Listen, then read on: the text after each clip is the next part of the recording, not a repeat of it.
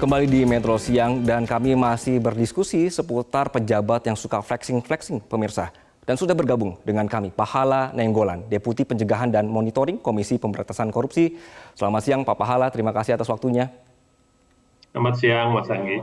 Oke, Pak, jadi bagaimana bisa tahu laporan harta kekayaan pejabat negara itu sebenarnya sesuai atau tidak? Yang pertama yang kita lakukan di KPK untuk 350 ribuan gitu wajib lapor, yang pertama kita cek dulu apakah dia sudah melapor. Masih ada juga yang belum melapor gitu, bahkan terang-terangan bilang saya tidak mau lapor. Itu harusnya diberi sanksi administrasi oleh atasannya.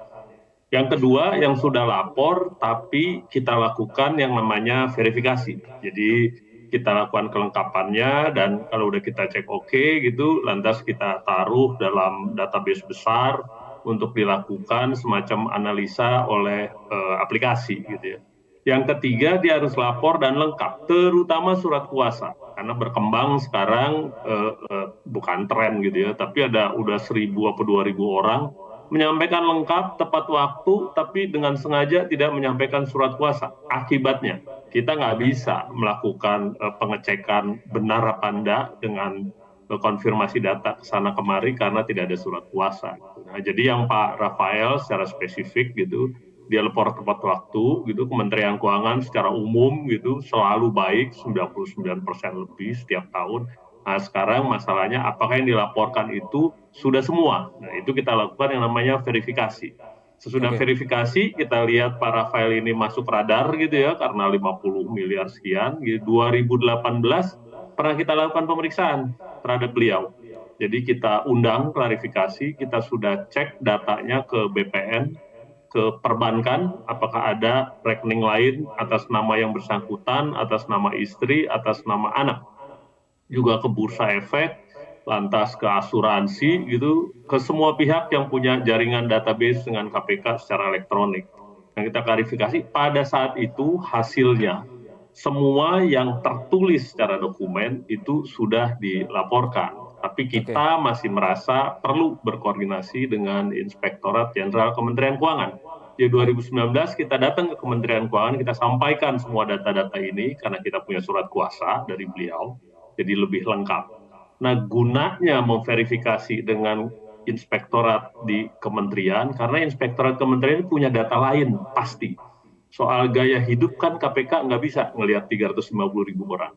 Gaya hidup istrinya kita nggak tahu. Tapi kalau inspektorat, dia bisa. Karena dia Pak bisa Pahala, tanya atasannya, dia bisa tanya temannya. Kira-kira itu yang kita lakukan. baik. Pak Pahala, jadi melihat kasus ini, melihat ada juga kejanggalan bahwa pejabat tiba-tiba bisa punya harta segitu banyak, Pak? Kalau tiba-tiba enggak juga, tapi secara umum profilnya tidak fit gitu ya. Ada eselon 3, kita tahu gajinya berapa, tunjangannya berapa gitu, kecuali istrinya ada usaha atau dapat warisan, maka bisa diterangkan kekayaannya. Nah, dia masuk radar waktu 2018 karena memang tidak fit gitu. Ini pejabat eselon 3, tapi kok hartanya sekian gitu. Makanya kita lakukan pemeriksaan gitu. Tapi pada waktu itu secara dokumen semua sudah dilaporkan. Kecuali dia menyembunyikan dengan cara lain ya gitu. Tapi secara dokumen sudah waktu itu. Oke. Pak Pahala, karena waktunya terbatas, terima kasih atas waktunya, Deputi Pencegahan dan Monitoring Komisi Pemberantasan Korupsi. Selamat siang, Pak Pahala. Baik, saya akan kembalikan Metro Siang ke rekan saya, Gema. Jadi ini akan kita tunggu untuk hasil laporan dan juga perkembangan kasusnya. Karena tadi KPK juga menyatakan sampai Maret akhir nanti, akhirnya 13.000 pegawai di Kemenkeu ini harus segera melaporkan harta mereka. Gema.